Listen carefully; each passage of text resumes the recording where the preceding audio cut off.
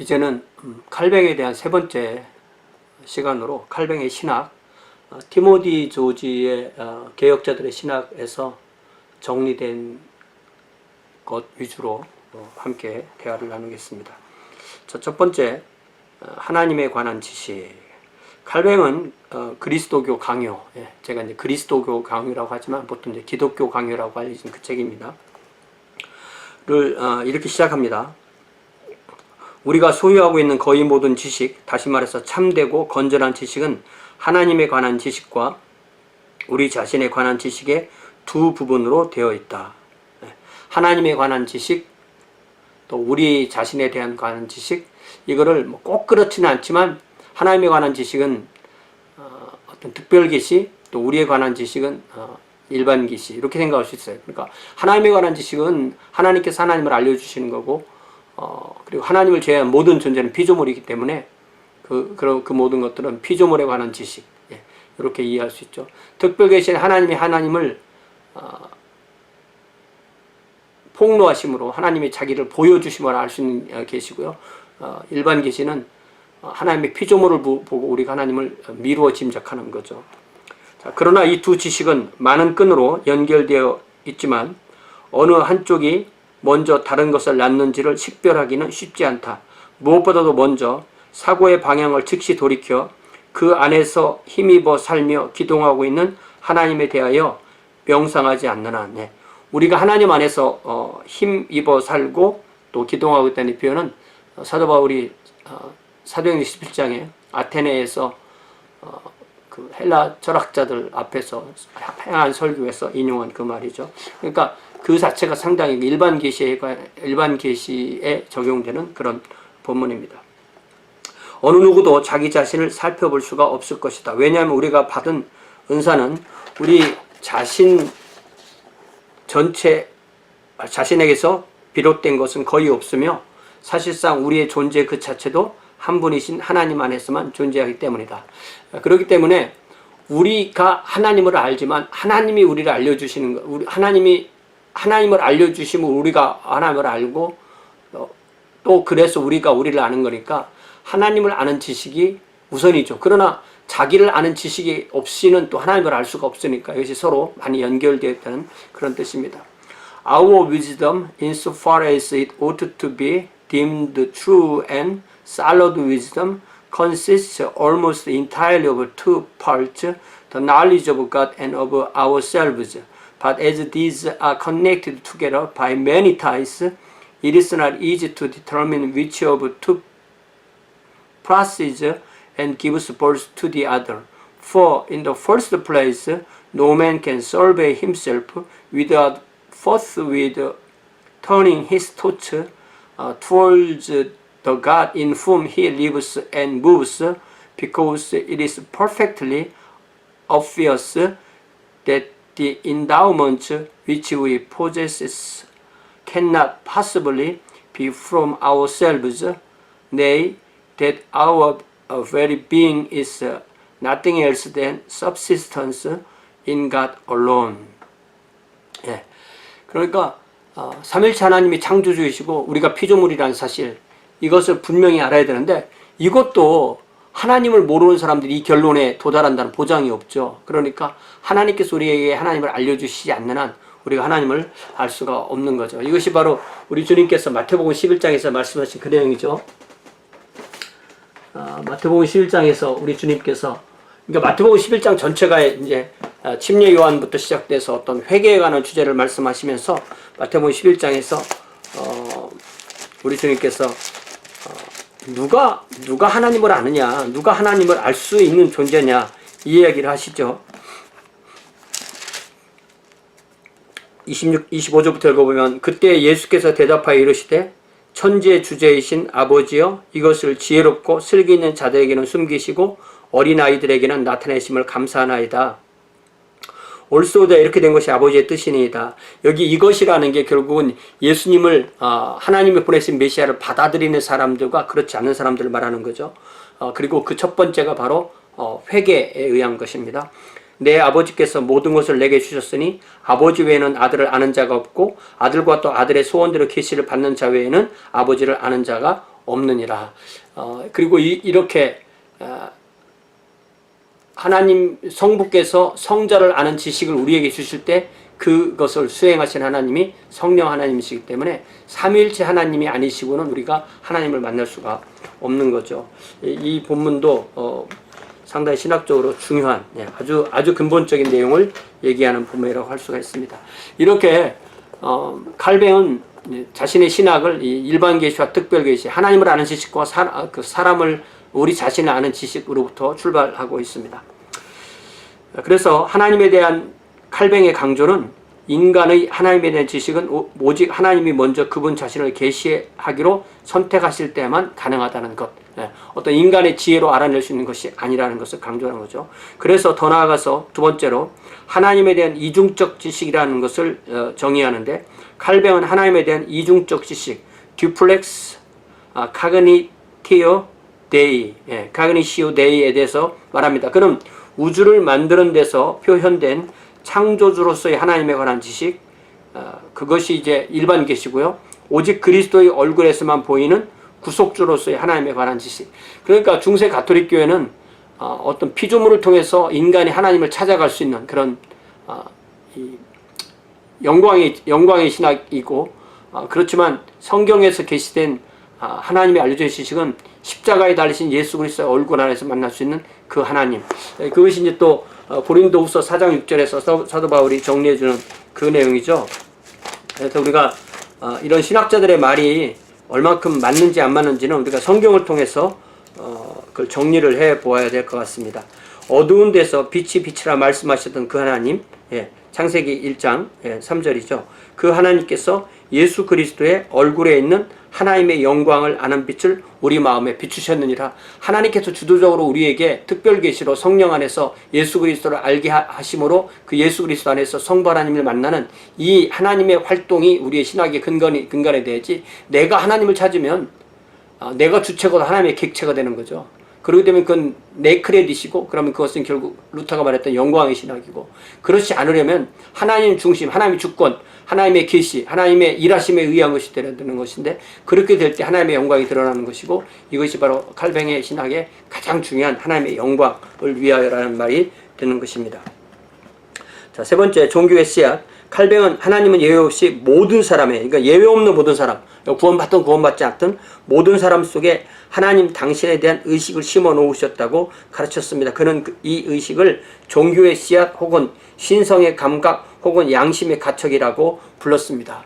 이게 이제 칸트가 말한 그 어떤 양심하고도 같은 거죠. 칸트는 실천 이상 비판에서는 어떤 종교에 대해서, 하나님에 대해서 말할 수가 없다라고 결론을 맺어놓고, 그러니까 순수 이상 비판에서는 종교의 가능성을 거부했다가, 실천 이상 비판에서는 이제 하나님이 필요하다, 하나님은 필요하다, 이렇게 해서 하나님을 어떤 필요에 의한 하나님으로 그렇게 인정했죠. 이게 결국은 이성의 범주 안에 들은 그러한 신앙으로 이해했던 것인데, 칼뱅은 어떤 그런 부분에 있어서만큼은 이제 어떤 철학자들 내지는 기독교에 아니든 박이든 어떤 그런 신학자 어떤 다른 종교인들도 인정할 수 있는 그것을 얘기했는데, 그것이 바로 종교의 씨앗 이렇게 말했고, 이것이 이제 씨앗이라는 표현이 우리가 알다시피 순교자 유스티누스가 말한 그 말씀을 품은 씨앗, 그것과도 이제 연결이 되는 거죠. 유스티누스는 하나님이 살아계시고 하나님의 로고스가 모든 피조물에 드러나기 때문에 지혜로운 사람들은 그 하나님의 로고스를 캐치해낸다, 완전하지 않지만 캐치해낸다, 이런 얘기를 했던 거죠. 종교의 씨앗은 필연적으로 두 가지 반응 중에 한 가지, 참된 경건이나 우상숭배를 가져올 것이다. 우상숭배는 한 분이시고 참되신 하나님을 피조물 된 신들로 대체하는 것이다. 이것이 이제 사도 바울이 로마서 1장에서 말한 그 본문이잖아요. 사도 바울은 사람이 하나님의 그 피조물을 보고 하나님을 핑계할 수 없다, 하나님을 핑계할 수 없다. 그러니까 이 로마서 1장을 잘못 읽으면 마치 모든 사람이 하나님을 찾을 수 있는 것을 사도 바울이 말한 것처럼 우리가 오해를 하는데, 잘 읽어보면 그 얘기가 아니죠. 그렇게 하나님을 찾을 수 있는데, 그러나 그들 모두는 썩어지지 아니하는 하나님의 영광을 썩어질 사람과 새와 짐승과 기어다니는 동물 모양의 우상으로 바꾸었다. 그러니까 이 칼뱅이 말하는 이 두 가지 반응, 참된 경건과 우상 숭배로 가는데, 우상 숭배는 결국은 하나님이 내버려 두면 무조건 다 우상 숭배로 가게 돼 있고, 성령 안에서 예수님 안으로 인도를 받아서 그곳에서 성부 하나님을 만나는 사람들만이 참된 경건으로 간다는 것으로는 분명히 알 수가 있습니다. 자, 네 번째로 칼뱅의 인간관. 칼뱅은 인간은 크노소스 궁전에 있는 미로에 들어가서 완전히 길을 잃은 존재라고 가르쳤습니다. 옛날 크레타에 있던 이 크노소스 궁전에 그 미궁이라는 궁이 있어서 그곳에는 방들이 너무 많기 때문에 거기에 들어가면 빠져나올 수가 없다고 그랬죠. 예. 그래서 이 인간은 그런 존재다. 참으로 인간의 마음은 하나의 거짓 신에 있어서 거짓 신에 이어서 다른 신을 만들어내는 진정한 우상 공장이다. 그들의 타락한 상태에서 자연적 이성은 사람들을 그리스도에게로 인도할 수 없다라고 결론냈습니다. 이것이 그러니까 어떤 개혁자들, 루터, 칼뱅, 츠빙글리 다 동일하게 사람에 대해서 보고 있는 그런 전적인 타락된 모습. 우리가 제가 늘 말하지만 개혁자들이 더 진보적이냐, 더 근원적이냐, 아니면 성경이 더 근원적이냐라고 할 때 성경이 더 근원적인 거죠. 성경 우리가 뭐 예를 들어서 에베소서 2장 1절을 읽어보면, 우리가 에베소서 2장 1절을 한국어 번역은 그는 허물과 죄로 죽었던 너희를 살리셨다 이렇게 되어 있지만, 이 살리셨다라는 단어, 이 동사는 이 5절이나 이때쯤으로 나와야 되고, 원래는 너희들은 그러니까 너희들은 허물과 죄로 죽어 있다 이렇게 번역을 해야 됩니다. As for you, you were dead in your transgressions and sins. 요게 이제 어떤 조건절로 되어 있는 건데, 왜 한국어는 번역이 좀 그렇게 안 돼 있어요. 그래서 죽을 수밖에 없는이 아니라, 죽을 수밖에 없는 저희를 이럴 때 그 죽을 수밖에 없는은 우리가 지옥의 형벌을 피할 수 없는 그런 의미로 우리가 이해를 할 수가 있고요. 엄밀하게 말해서 아담의 죄를 이어받은, 아담의 그 원죄를 이어받은 우리는 그 상태 자체로는 허물과 죄로 죽어 있는 이거죠. 허물과 죄로 죽은. 그래서 이것이 그런 상태의 인간은 자기 스스로 하나님을 찾을 수가 없다. 그러니까 하나님을 찾은 모든 사람들은 100% 하나님의 은혜에 의해서 하나님을 찾을 수 있고, 그것이 바로 너희는 그 은혜에 의하여 믿음으로 말미암아 구원을 받았다는 이 에베소서 2장 8절을 통해서도 알 수가 있는 거죠.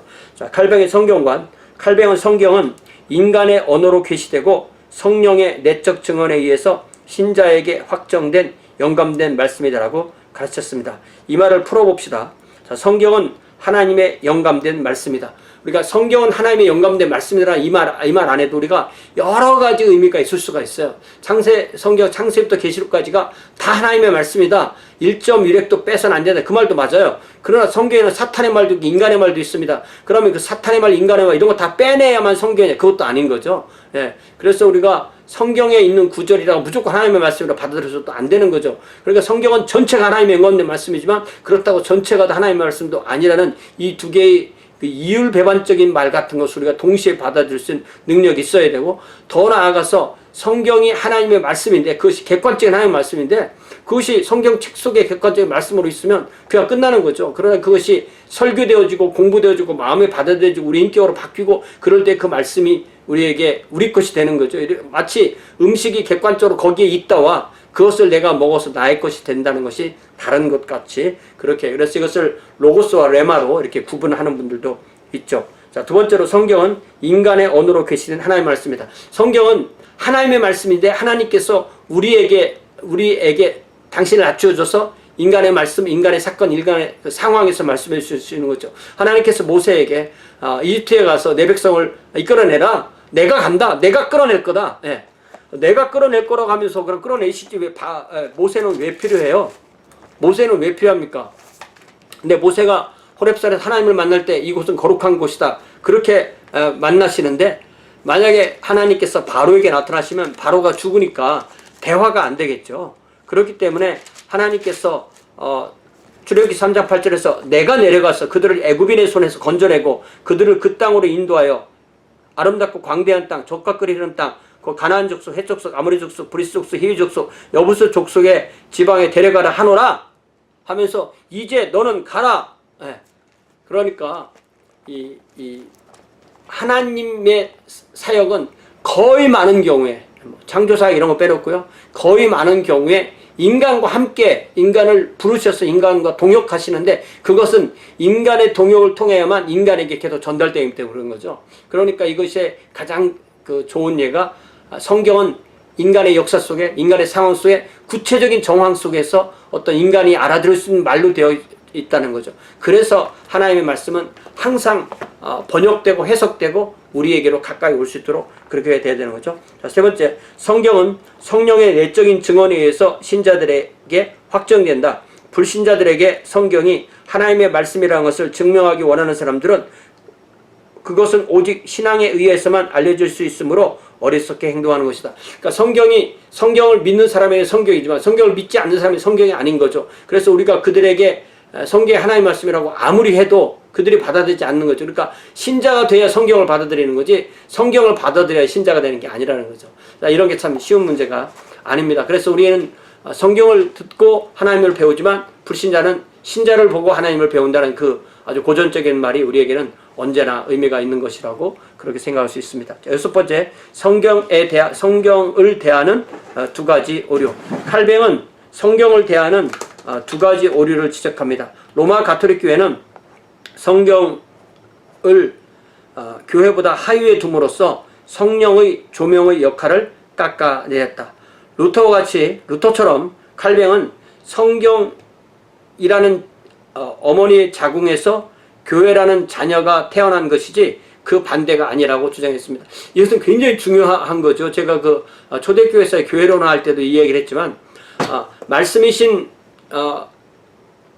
제2위 하나님, 성자 하나님이 사람이 되셔서 오신 분이 예수 그리스도고 예수 그리스도께서 말씀으로 제자들을 가르치셨고 예수님이 승천하시고 성령이 오심으로써 제자들이 그 예수님의 말씀으로 사람들의 마음에 도전해서 얻은 사람들이 모인 것이 교회이고 그러니까 말씀이 교회를 낳은 거지 교회가 말씀을 낳은 것이 아니죠. 또 그 사도들이 가면서 남겨놓은 그 말씀을 교회가 보존하고 있다가 그 말씀 중에서 어디까지가 성경이고 어디까지 성경이 아닌 것을 어떤 확정한 것이 정경의 확립이라는 거죠. 그래서 교회가 성경을 낳았다. 이게 로마 가톨릭 주장이거든요. 아니, 참, 거꾸로. 맞죠, 참. 교회가 성경을 낳았다. 이게 로마 가톨릭 주장인데, 개신교의 주장은 정반대입니다. 성경이 교회를 낳았다. 하나님의 말씀이 교회를 낳았다. 이것이고요. 이것이 왜 중요하냐면, 니케아 공의회도 마찬가지고, 성경의 정경 확립도 마찬가지인데, 어제까지는 말씀이 아니었는데 오늘부터 말씀이 되었다. 교회의 결정으로. 어제까지 예수님은 하나님이 아니셨는데 오늘 예수님을 하나님으로 결정했다. 이런 게 아닌 거거든요.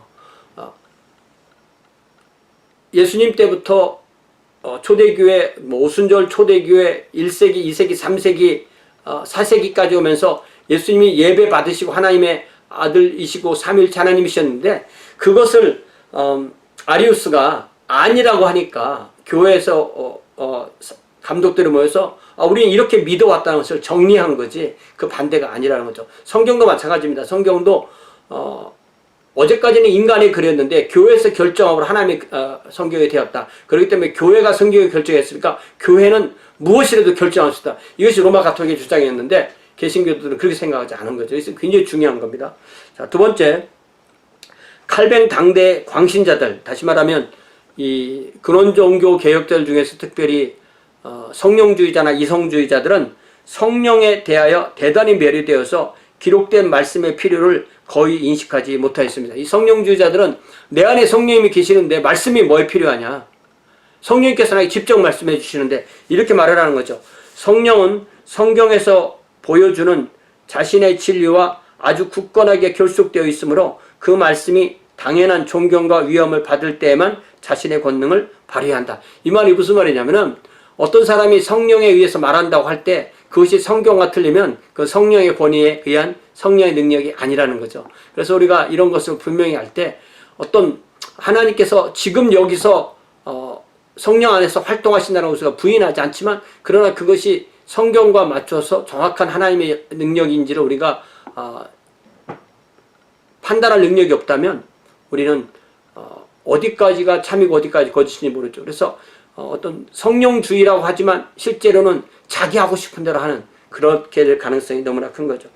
자, 7번째, 삼위일체. 칼뱅은 삼위일체를 설명하는 신학적 자료들을 사용한 것을 싫어했습니다.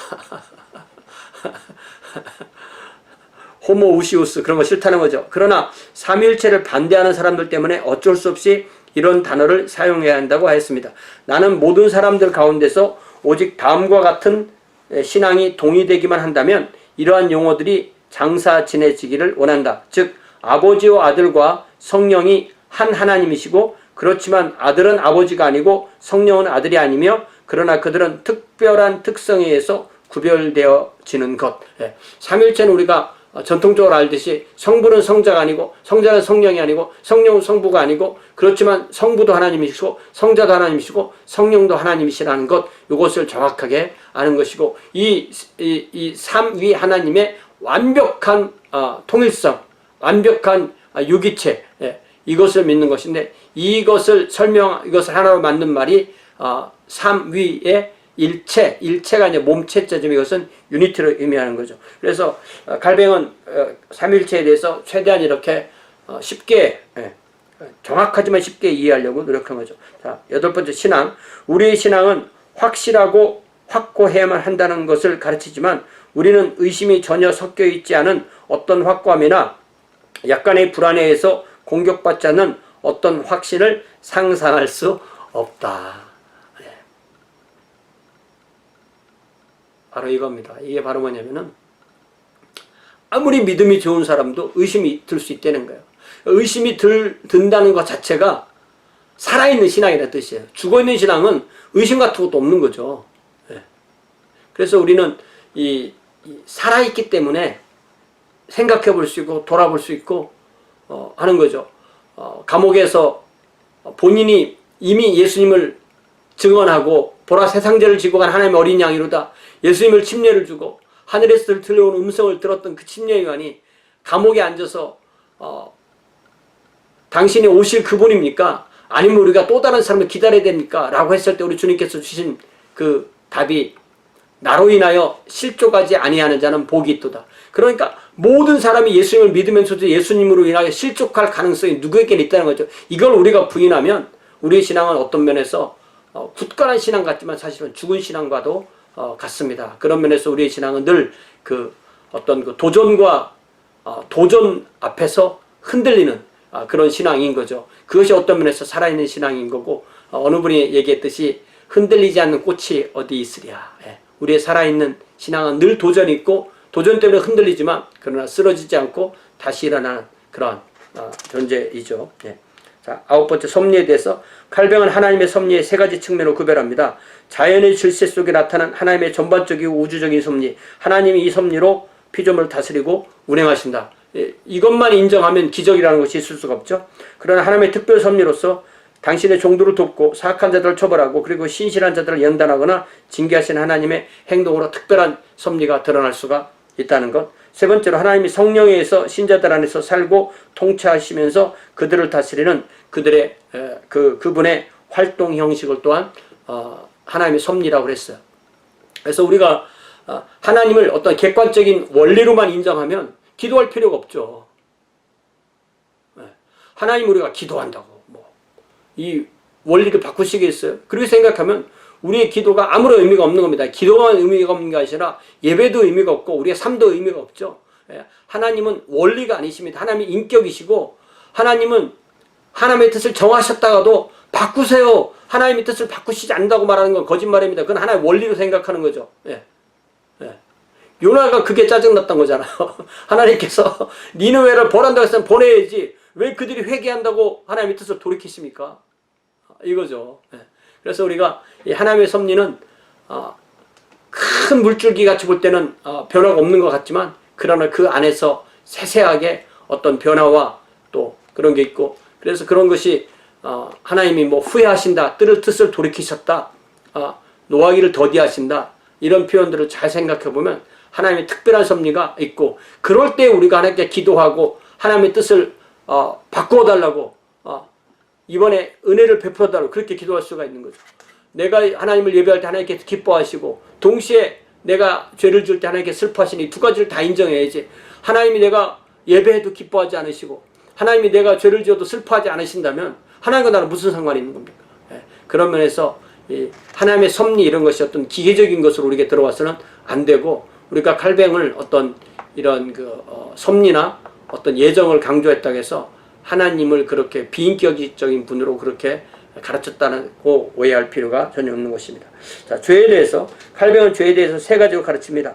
아담 속에 있는 타락의 시작은 조상들로부터 그의 후손에게 영속적인 흐름 속에서 전달되는 것이다. 다시 말하면 원죄죠. 아담은 인류의 조상일 뿐만 아니라 말하자면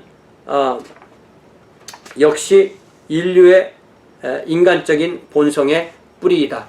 그렇게 말하면 모든 사람 속에 아담이 들어있는 거죠. 모든 사람 속에 아담의 DNA가 들어있는 것이고, 그것이 하나님의 피조물로 하나님의 형상으로 지어졌다는 긍정적인 부분과, 그러나 원죄론에 의해서 죄로 오염된 성품을 그대로 같이 갖고 있다는 두 가지를 우리는 다 같이 봐야 되는 거죠. 오직 아담 안에서 전체 인류가 부패하는 것은 출산으로부터가 아니라 하나님의 규정으로부터 진행되었다. 하나님이 한 사람 안에서 우리 모두를 관씌웠듯이 그는 역시 한 사람 안에서 우리에게서 그의 선물들을 빼앗아 갔다. 그러니까 아담 안에서 모든 사람이 면류관을 쓴 것과, 또 하나님의 형상이죠, 하나님의 영광이죠, 또 아담 안에서 모든 사람이 죄인이 되었다, 이 이야기를 같이 하는 것입니다. 한 인간 전체가 머리에서 발끝까지 대홍수에 의한 것 같이 압도되어서 어떠한 부분도 죄로부터 면제되어 있는 부분이 없고, 그로부터 나가는 모든 것은 죄로 전가될 것이다. 그러니까 이것이 전적 타락, 인간의 무능력, 스스로 하나님을 찾을 수 없는 그런 상황들을 이렇게 설명하는 거죠. 죄는 단순히 우리가 범하는 악한 행동이 아니고 오히려 인간 본성의 타락한 상태에서 그것 자체의 방향이고 성향이다. 우리는 죄인이기 때문에 죄를 범한다. 우리가 성경 시간에 많이 얘기하는 거죠. 복숭아 나무이기 때문에 복숭아를 여는 거지, 복숭아 나무를 열었다고 복숭아인 것이 아닌 거죠. 원인과 결과가 분명한데, 원인은 죄인이라는 게 원인이고 결과는 죄라는 열매인 거죠. 세상의 법은 너는 죄를 지었기 때문에 죄인이라는 거죠. 그러나 성경의 법은 죄인이기 때문에 죄를 진다는 것입니다. 이것이 바로 어떤 종교와 어떤 세상의 법률과의 정반대의 관점인 거죠. 그래서 세상 법률에서는 행동이 아닌 죄는 없다, 이런 정의가 나오는 거죠. 그러나 성경은 마음을 죄로 얘기를 하는 겁니다. 아담의 첫 번째 죄의 본질은 그의 모든 후손 속에서 다양할 정도로 모방되지만 교만, 불순종, 불신앙이고, 이러한 모든 것들은 감사하지 않는 데서 나타난다. 어떠한 사람도 자신의 곤궁함에 대한 인식으로 불타지 않는다면 하나님의 복을 받도록 허락되지 못한다. 이 자신이 회개라는 것이 일어난다는 것은, 회개는 내 스스로 해결할 방법이 없습니다. 오직 하나님만이 저를 이 상태에서 건져내실 수 있습니다. 라고 인정할 때 회개가 일어나는 거죠. 자신의 곤궁함에 대한 인식, 이런 표현입니다. 루터도 같은 걸 경험한 거죠. 그러니까 사실은 루터의 신앙은 상당히 실존적이잖아요. 츠윙글리는 상당히 학문적이고, 칼뱅은 어떤 종합의 천재이니까, 루터는 디스컨티니티 천재지만 이 칼뱅은 어떤 종합의 천재, 컨티니티 천재이기 때문에 그 모든 것을 그냥 공부해서 정리하는 거죠. 자, 그리스도, 칼뱅은 예수 그리스도에 대해서 그리스도를 바르게 제시하는 것이 그의 신학 프로그램의 방향의 초점이라고 했습니다. 그러므로 사탄은 아무리 힘이 들어도 그리스도를 모호하게 하는 일이라면 길을 쓰고 수행하려고 할 것이다. 왜냐하면 사탄은 이 방법에 의해서 모든 종류의 거짓을 위한 길이 열린다고 알고 있기 때문이다. 그러므로 순수한 교리를 회복할 뿐만 아니라 간직하는 유일한 방법은 그리스도께서 그분의 모든 복과 함께 하시듯이 그분의 능력이 참으로 인식될 수 있는 우리의 눈앞에 그리스도를 제시하는 것이다. 그러니까 이 하나님의 교회의 지도자들과 그 팔로워들은 둘 다 요구하고 해야 되는 것이 바로 예수 그리스도를 얼마나 명확하게 드러내느냐 하는 문제라는 거죠. 사탄은 그것을 막고 있고 우리는 그것을 해야 되고, 그것을 하려면 반드시 성경을 통해서 성경이 제시하시는 예수 그리스도를 우리가 알아들을 수 있는 말로 제시해 주는 것, 이것이 바로 우리가 해야 되는 것입니다. 칼뱅은 모든 양자론적 기독론을 전적으로 부적절한 것으로 배격합니다. 양자론, 이 양자론은 것이 이제 예수님은 사람인데 하나님의 양자로 선택해서 어떤 그리스도로 삼았다는 그런 이론이죠. 그것이 부적절하다는 것을 배척합니다. 자, 그래서 벼락 출세한 일시적인 하나님이 아니라 모든 시대 이전에 하나님께서 나신 영원한 말씀이 바로 하나님이시다. 그러니까 태초부터 영원 전부터 성부서자신이 같이 계신 그 하나님이지, 그냥 사람으로 어떤 예수라는 어떤 사람이 있었는데 벼락 출세하듯이 하나님이 그를 하나님의 아들로 승격시킨 것이 아니다. 그런 표현입니다. 모든 시제 이전에 하나님에게서 나신 영원한 말씀이시다. 그리스도는 진실로 하나님이셨음에 틀림이 없다. 왜냐하면 죽음을 삼키는 것이 그의 임무였기 때문이다. 예. 죽음으로 죽음을 삼키는. 예. 그 기생충이란 영화 있잖아요. 예. 이걸 잘 생각해 보면 그 자체 안에 사실은 복음이 들어 있습니다. 예수님은 사망을 사망시키기 위해서 사망 속으로 들어가는 것과 비슷하죠. 예.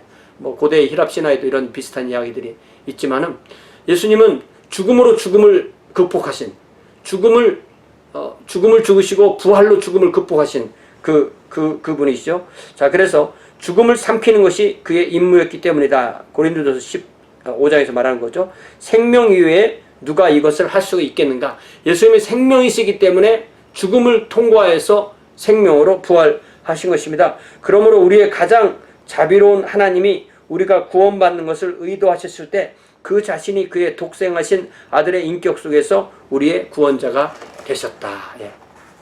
성자 하나님이 우리의 구원자가 되셨다. 이런 거죠. 칼뱅은 예수 그리스도의 인성을 적절하게 옹호합니다. 그러므로 모든 종류의 악이 우리를 누를 때 다음의 사실이 우리의 즉각적인 위로가 되게 합시다. 하나님의 아들이 몸소 경험하지 않은 일은 그 어떠한 것이라도 우리에게 닥치지 아니합니다. 그래서 그분은 우리를 동정하실 수 있다는 말입니다. 그러므로 그는 마치 우리와 함께 고난을 당하시는 것 같이 고난 속에서 우리와 함께 계시다는 것을 의심하지 맙시다. 우리가 어떠한 고난을 당해도 우리가 당하는 고난은 예수 그리스도의 고난보다 부족한 거다. 그보다 더할 수가 없다. 이것을 우리가 분명히 안다면 어떠한 고난이라도 우리가 주님을 의지하고 이겨내야 되는 거죠. 이겨낼 수 있는 거죠. 자, 예수 그리스도의 삼중직, 선지자, 왕, 제사장으로서 기름 부음 받으신 메시아, 이 마사흐라는 이 히브리어 기름 붓다에서 이것이 수동태로 되고 명사화돼서 메시아가 됐을 때 구약의 예언자와 왕과 제사장을 기름 붓는데, 이 예수님은 이 삼중직을 동시에 갖고 있는 거죠. 예언자, 하나님의 은혜의 전달자와 증인이 되게 하여 성령에 의해서 기름 부음을 받았다. 왕, 세상을 통치하는 데서 아버지의 대리자로서의 봉사를 하신. 근데 사실 제가 성경을 보면서 예수님이 왕이시고 성바람이 왕이시라고 할 때 뭐 대리통치 이런 말도 되지만 공동통치라는 말도 훨씬 더 가능성이 있을 것 같습니다. 자, 제사장, 순수하고 흠이 없는 중보자의 능력에서 하나님의 진노를 달래시고 인간의 죄들을 위하여 완전한 희생으로 드려주신 제사장. 그래서 제가 강조하고 많은 분들이 강조하듯이 예수 그리스도의 삼중직은 즉각 우리 성도의 삼중직으로 연결되고, 우리가 예언자로서 복음을 선포하고, 우리가 왕으로서 사랑과 공의를 행하고, 또한 우리가 제사장으로서 백성을 위해 기도하고, 불신자를 위해 기도하고, 우리가 사랑하는 사람을 기도하고, 그들에게 하나님의 말씀을 우리의 삶으로 보여주는 이 제사장으로서 삶, 이 세 가지 삼중직도 성도의 삼중직으로 반드시 기억을 해야 되는 거죠. 자, 영성은 인간은 본질적으로 예배하는 존재이다. 예. 그래서 우리가 이 예배가 우리의 신앙생활의 가장 핵심이 되고, 예배를 통해서 하나님을 닮아가는 거죠. 예배에서 하나님을 만나고 예배에서 하나님의 뜻을 이해하고 예배에서 하나님을 하나님으로 인정하고 이런 것이고, 그것이 우리의 삶으로 계속 이어지는 것, 예배의 생활화, 이것이 바로 우리의 영성으로 이끌어가는 거죠. 자, 믿음 14번째, 믿음은 무엇인가? 우리를 향한 하나님의 자비에 대한 확고하고 확실한 지식으로 그리스도 안에서 자유롭게 주어진 약속의 진리의 토대를 두었고, 성령의 역사를 통해서 우리의 지성에 계시되고 우리의 마음에 인쳐진 것이 믿음이다. 이게 무슨 말이냐면은, 이 믿음은 우리가 만들어내는 것이 아니라 하나님께서 우리에게 그 성부 하나님의 진리를 우리 마음속에서 의지하게 만드신, 그러니까 우리가 의지하지만 그 의지하도록 하시면 하나님이기 때문에 그 믿음 자체가 선물인 거죠. 그래서 믿음은 부패한 인간의 본성 안에 있는 내적인 능력이 결코 아니다. 믿느냐 혹은 믿지 않느냐는 것은 하나님의 구원 행위에 궤도 밖에 있는 그러한 사람들에게 열려있는 가능성의 범위 안에 있지 않다. 이게 무슨 말이냐면은, 하나님께서 예정하지 않으신 사람에게는 믿음 자체가 주어지지 않는다는 것입니다. 신앙은 오직 성령의 선물이다. 믿음은 성령의 중요한 사역, 즉 그렇지 않았다면 불신앙에 남아있었을 그러한 사람들이 은혜에 의해서 초청을 받은 초자연적인 선물이다. 그래서 우리가 이 은혜, 믿음 이런 것을 우리가 연결해주는 분이 바로 성령님이시잖아요. 그래서 고린도 전서 2장 12절에 우리가 세상의 영을 받지 아니하고 오직 하나님께로부터 온 영을 받았으니 이는 우리로 하여금 하나님께서 우리에게 은혜로 주신 것들을 알게 하려 하심이라. 성령께서 은혜, 예수 그리스도 성부 하나님을 알려주지 않으시면 우리가 하나님을 만날 수가 없는 거죠. 그래서 바로 예수 그리스도는 누구시냐? 예수 그리스도는 그 안에, 예수 그리스도 안에 들어가야만 성부 하나님을 우리가 만날 수 있는데, 우리를 그 예수 그리스도 안으로 이끌어 주시는 분이 바로 성령 하나님이시다. 그리고 우리가 성령의 인도로 예수 그리스도 안에 들어가는 것을 믿음이라고 한다. 그리고 칼뱅은 이것이 택함을 받지 않은 사람에게는 이런 일이 일어나지 않는다고 분명히 말한 거죠. 자, 믿음에는 이중적인 측면이 있는데, 한편에서 그것은 성령의 사역이고 다른 한편에서 그것은 하나님이 선택하신 사람들이 그리스도 안에서 새로운 생활로 들어가는 참다운 인간적인 반응이다. 성령님, 그래서 이 믿음의 그 이중적인 것을 또 다르게 어떻게 설명하냐면, 성령님이 우리에게 믿음을 주시면 우리는 하나님을 믿죠. 하나님이 우리에게 주시는 것은 믿음이라는 명사, 피스티스, 그리고 우리가 믿는다, 피스테오, 이렇게 나가는 거겠죠. 예. 회개. 칼뱅은 루터 이상으로 일생 동안 계속되는 회개의 필요성, 그리고 결과적으로 은혜 혹은 성화에서의 점진적 성장의 과정을 강조했습니다. 그래서 우리는 자기부정과 십자가를 지는 훈련이 필요 없을 정도의 이를 때가 오지 않습니다. 이 세상에 있는 동안에는. 자, 그래서 우리가 그 루터의 그 95개 조항에서도 분명히 말했지만, 회개하라. 회개했거든요. 어제 했거든요. 근데 오늘 그 말씀 봤는데 또 회개하라 이런 말씀 나요. 난 어제 했으니까 안 해도 돼. 그게 아니라는 거죠. 사랑하라. 어제 했거든요. 오늘 그래서 안 해도 됩니까? 그렇지 않죠. 그러니까 이런 어떤 현재적인 명령이 영원 현재토록 계속돼야 되는 것이 회개와 사랑 이런 거죠. 그래서 우리가 어떤 회개와 사랑을 일회적인 것을 이해하는 것은 아주 단편적인 이해라고 저는 그렇게 생각합니다.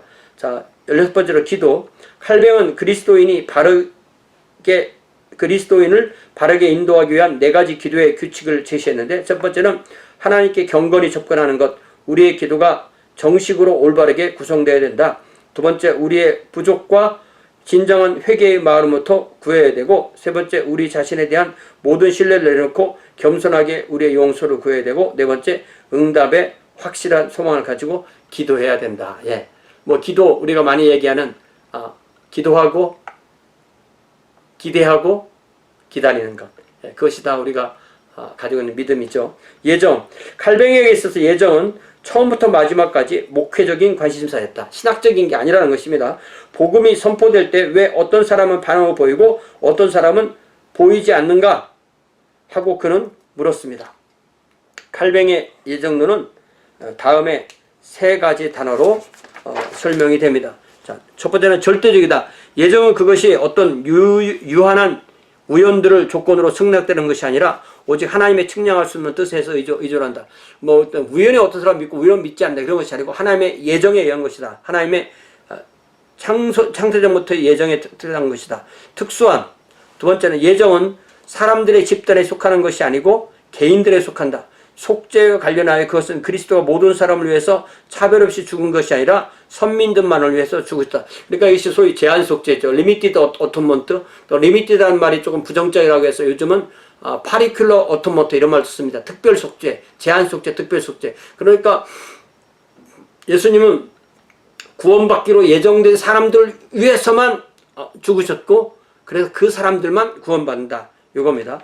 자, 세 번째, 이중적. 하나님은 그의 자비를 찬양하도록 몇몇 개인들을 영생으로 정하셨고 그의 공의를 찬양하도록 다른 사람들을 영원한 정죄로 정하셨다. 그러니까 천국에 가는 사람은 하나님의 자비를 찬양하고 지옥에 가는 사람은 그분의 공의를 찬양한다는 얘기죠. 이게 무슨 말입니까? 지옥에 가는 사람은 나는 지옥에 가도 싸고 나는 지옥에 가서 하나님이 나에게 이렇게 한 것이 100% 맞습니다라고 거기서 영원토록 그 이야기를 할 수밖에 없다는 뜻입니다. 선택 자체는 유기에 대비되는 경우를 제외하고는 성립될 수 없다. 선택이 예를 들면 수치로 10%를 선택받았다고 치면 나머지 90%는 논리상 반드시 유기되도록 선택된 것이기 때문에 이 예정설과 이중예언설은 함께 만나지 않을 수가 없는 거죠. 우리는 주께서 비밀로 숨겨둔 것을 탐구해서도 안 되고 그분이 열어둔 것을 소홀히 해서도 안 된다. 그렇게 해야 우리는 한편에서 지나친 호심 때문에 혹은 다른 한편에서 지나치게 감사할 줄 모르는 것 때문에 정죄에 당하지 않을 것이다. 이것도 우리가 성경에서 신명기 29장 29절에 분명하게 나타나 있죠. 그래서 이 모든 신학이 성경으로 근거가 분명하게 있지 않으면 우리는 그 신학을 할 수가 없습니다. 감추어진 일은 우리 하나님 여호와께 속하였거니와 나타난 일은 영원히 우리와 우리 자신에게 속하였나니 이는 우리에게 율법의 모든 말씀을 행하게 하심이라. 감추어진 일에는 우리가 파고들 필요가 없죠. 그러나 나타난 일 하나님께서 계시해 주신 그 일은 우리가 부지런히 탐구해서 주님의 길을 가는 것이 우리들의 삶이 되는 것입니다. 칼뱅은 예정교리가 모든 사람에 대하여 복음을 선포하지 않는 것에 대한 변명으로 사용되는 허락지 않았습니다. 이것이 바로 이제 소위 고등칼뱅제라는 그거죠. 하나님만이 누가 구원으로 선택되고 되지 않은지를 알기 때문에 우리는 성령께서 복음을 창세전에 이미 그리스도 안에서 선택된 모든 사람에 대한 효과적인 소명의 왼적인 수단으로 사용하고서 신뢰하면서 복음을 선포해야 됩니다. 그러니까 뭐 이것도 우리가 일반 소명과 유효 소명 이렇게 분명히 나누는 거고요. 사도 바울도 누가가 정리한 대로 사도행전 13장에서 이렇게 1차 선교여행을 정리하는 마당에서 사도행전 13장 48절에서 이방인들이 듣고 기뻐하여 하나님의 말씀을 찬송하며 영생을 주시기로 작정된 자는 다 믿더라. When the Gentiles heard this, they were glad and honored the word of the Lord, and all who were appointed for eternal life believed. 그러니까 우리는 일반 소명으로 누구에게나 복음을 전하고 하나님은 그 중에 택한 자를 구하시는 마치 씨 뿌린 자에 비해서 씨를 그 밭에 다 뿌렸지만 그러나 하나님이 택한 사람들만 그 마음에 믿음으로 반응하게 된다는 것 같이 그것도 마찬가지죠. 자, 18번째 교회. 가시적 교회와 비가시적 교회. 가시적 교회는 같은 밭에서 자라는 밀과 가라지의 혼합된 몸이 이 가시적 교회다. 그러니까 이거 분명히 교회론이 아우구스티누스의 교회론과 같은 거죠. 비가시적 교회는 선택된 천사, 구약에 훌륭한 인물, 또 신약에 예정된 인물 이런 사람들이 비가시적 교회고 비가시적 교회는 우리가 볼 수 없다는 거고 하나님만 아신다는 거고 그러나 세상의 교회는 이 밀과 가라지가 섞여 있다. 이게 이제 신자들의 교회가 아닌 거죠. 이렇게 되면 그러다 보니까 이게 제네바와 제네바 교회가 하나가 되는 거죠. 이것이 이상적인 신정사회 같지만 사실은 세상과 교회가 구별이 없는 거죠. 이것이 어떤 교회론에서 큰 갈등이고 큰 두 가지 줄기라고 할 수가 있습니다. 자, 외적인 교회는 어머니이고 학교이다. 우리는 어머니 교회의 자궁에서 태어나 그 가슴에서 양육받고 우리의 매일매일의 삶에서 교회, 학교의 학생으로 등록된다. 그러니까 우리는 교회라는 자궁에서 태어나서 교회라는 어머니의 품에 안겨 젖을 먹고 양육되어서 또 교회라는 학교에서 하나님의 말씀으로 훈련받는 것이 우리의 신자로서의 삶이다. 이렇게 정리한 거죠. 베프티즘은 우리 교회의 입교이자 우리가 그리스도에게 접붙여지는 것을 상징하는 것이다. 성찬은 우리가 그동안 몇 번 얘기했듯이 루터는 그리스도는 빵과 포도주와 실제로 함께 계신다는 공제설, 츠빙글리는 그리스도는 빵과 포도주로서 기념되신다는 기념설, 칼뱅은 그리스도는 빵과 포도주와 영적으로 함께 계신다. 영적 임재설. 이 영적 임재설을 아니라고 할 수가 없잖아요. 네. 그래서 칼뱅이 이렇게 양자 사이를 잘 종합한 것이라고 그렇게 할 수가 있습니다. 교회의 사중직제, 목사, 교사, 장로, 집사. 목사, 우리가 다 알고 있는 그 목사입니다. 교사.